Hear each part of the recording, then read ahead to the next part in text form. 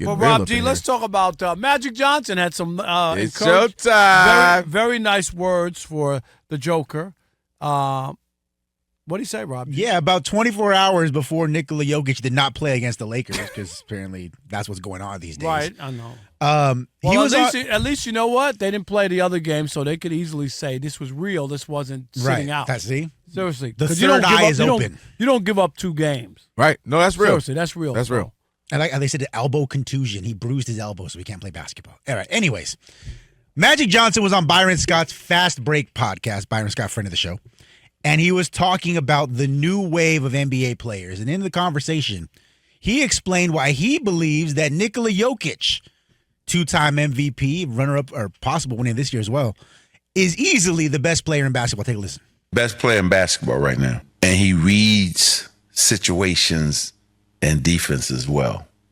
His basketball IQ is off the chart. Yeah. And then he beats you because he's off rhythm. He's not one of the best yet, but he is up there. And the only thing he can't do, like Kareem could do, is dominate on both ends. Right. That's what's missing for him. Yeah. Right. Because he's not a big shot blocker. Right. Defensively, he's a little bit of a liability. Yeah. To a certain extent, yeah. He's the best player in the league.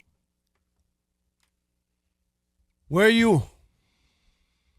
He is the best player in the league. And the biggest difference is he absolutely is not a great defender, without a doubt. You know, you can look at some of the best players in the league. Kobe had his years, great on both ends. LeBron had his years, obviously both great on both ends. You look at Giannis had a couple of years, you could argue. But not nearly like it used to be. Not right. My biggest thing, you don't have to be Kawhi Leonard, Draymond Green, Ben Wallace.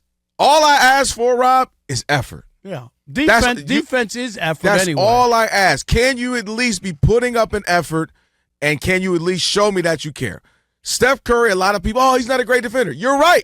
But one thing I give him credit for, and I've been critical of him for a while, is that he at least gives effort on the defensive end. He at least tries. Sometimes. Again, he's not Gary Payton, in his prime, but he gives effort. So for me, if Gary Payton was the glove, then Steph is the mitten. What is he, the mitten? Yeah, that was mitten. At least he's covering up something, right? My biggest issue is, at times, we've seen Luka, bruh, you're not even giving effort. Like, you're not trying. That's These are the big thing. NBA players. Right. You're going to get beat. And we've seen that with LeBron in this later stage of his career, where LeBron, we've even seen some players, if you remember, who was it, who pushed LeBron towards his player? Oh, yeah, was it Kuzma? Who was that? Was it Kuzma? People, yeah, it was Kuzma. I remember that. Yeah, it was Kuzma. Dude, cover your guy. Because when Kuzma literally had a lap. Like, when you play ball, anybody who's played, I don't care if it's YMCA, you push the play. No, go over there, right? And LeBron being LeBron is one of those moments you push and you go, did I just push LeBron on national TV? Right. Oh my gosh! But effort, and that's been the issue with Luka. And we've seen LeBron too. Let me say this real quick. Yeah. Well, he'll look at somebody else. Man, why you ain't guard him? Exactly. Like LeBron will look over and go man, no, you didn't? That's your guy. Dude, that was your man who got the easy layup. Right. But you should have known he was coming down the lane. LeBron. Just say, my bad, bro. So that's my biggest point. I think you can absolutely be the best player. I think Jokic is the best player in the NBA. And is he the greatest defender? He's actually taken a step back. They had on the notes that, he's had other years where he was ranked a little bit better. He given some more effort. So that's my biggest thing. As long as you give effort. Look, we left some things to be desired with Shaq as a defender. You thought Shaq could be a better defender, better rebounder, block more shots. Some Allen Iverson didn't really play. He got steals because he was fast, but he didn't play great defense. It happens with some guys where they're just not going to be the best defenders. As long as you care, as long as you're making effort, I'm okay with it. If you're that dominant, that unique on the offensive end, last point, because Magic Johnson, let's not act like he was Kawhi Leonard. Let's not act like he was Bruce Bowen himself.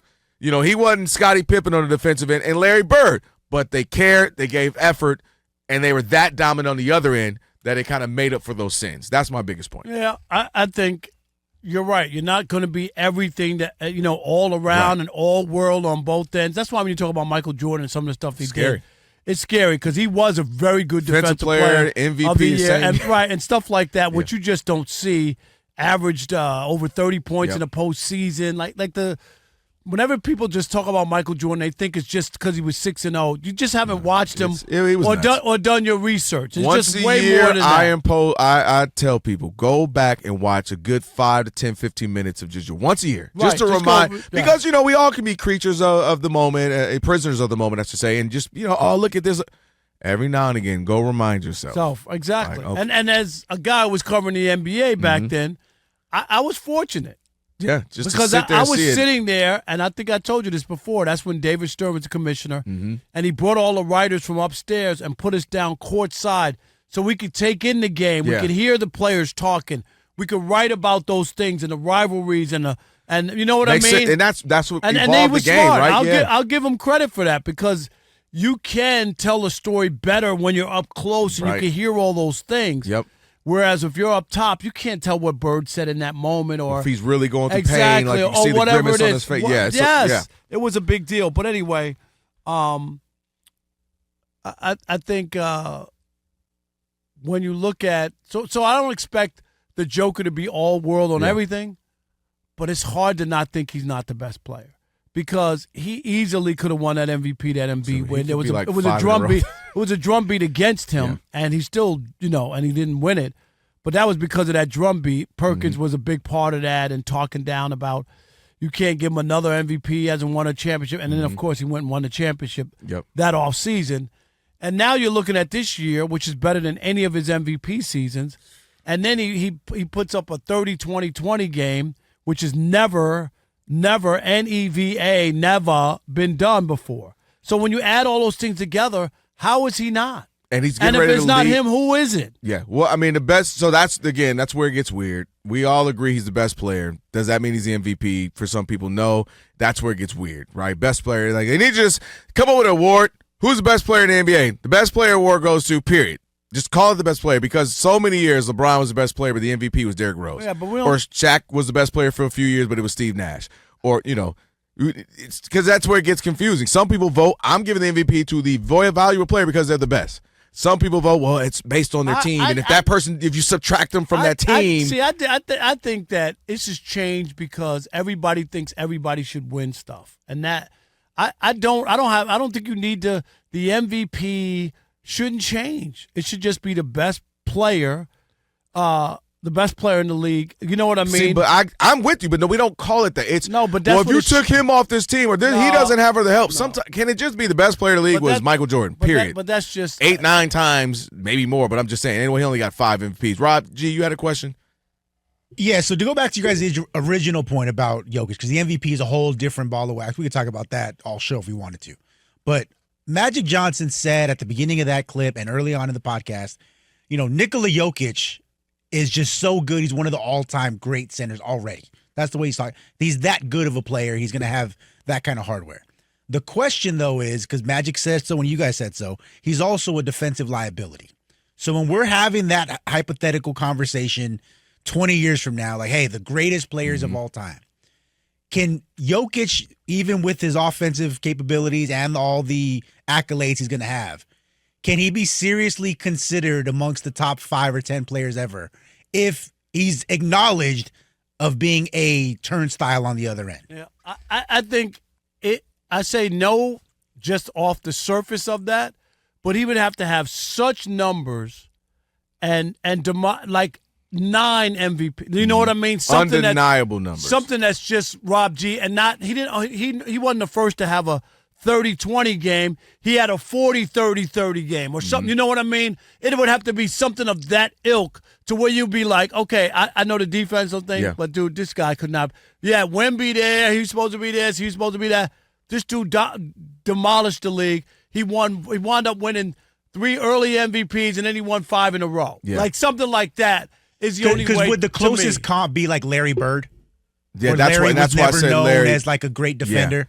That But would he's be- still viewed as one of the top. He's only all-time great That's- player. that's so one of the- can because I Jokic started reach to- that same trajectory? I say yes, but the challenge why he's going to be hard to crack it is because when you start listening, first of all, everybody always says somebody. Steph Curry's top 10, and you got to relax because once you start naming them out. In that top 10, there's 35 people. Yeah, right, exactly, because it gets crazy. But if you look at, let's just say, a roundabouts top 10, so Jordan, clearly, right? You're not going there. Both great on both ends. You start looking at the top 10, Raji, that's one of the things they do have in their factor. If you want to put Tim Duncan in there, we know that. You want to put Kobe in there, we know that. LeBron in there, we know that. Hakeem Olajuwon, we know that. So, like, you start to get a lot of the guys that you would play. Bill Russell, if you want to put him in there, literally, that was his best part, was the defense.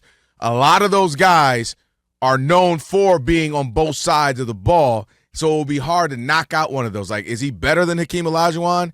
Stats, maybe, yeah, but, like, I don't know, because the last point I'll make, he has the benefit.